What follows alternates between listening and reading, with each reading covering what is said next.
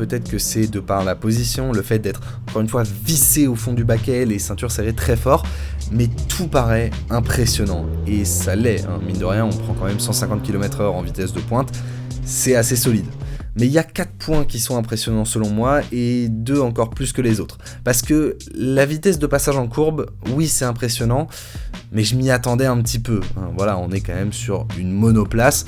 Donc oui, c'est censé être l'une de ses principales caractéristiques. De même, l'accélération, oui c'est fort, mais voilà, c'est 170 chevaux. C'est une grosse voiture, mais c'est pas non plus... Enfin, il y a plus puissant que ça, vous voyez. Moi j'avais eu la chance, notamment lors du Grand Prix de Formule E à Londres, de monter dans une Porsche électrique et de faire un tour avec un vrai pilote. Bon bah là j'avais été scié par l'accélération. Quand c'est moi qui ai le pied sur la pédale de droite, peut-être que c'est ça le problème, hein. Mais c'est pas non plus si impressionnant que ça.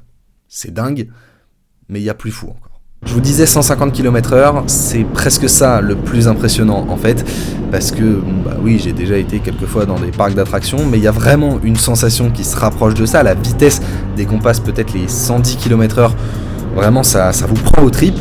Mais sauf que la différence, c'est que cette fois je maîtrise. Cette fois c'est moi qui décide quand est-ce que je vais freiner, et donc je peux aussi décider de retarder mon point de freinage.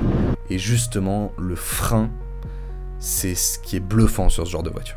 En fait, la pédale est très dure, donc au début ça fait peur, on se dit qu'on va devoir la massacrer pour l'arrêter, mais mine de rien on comprend assez vite. Alors j'étais sûrement très très loin des 100% de la pression, mais malgré tout, dès qu'on touche la pédale, la voiture s'arrête. Et ça, franchement, c'est bluffant.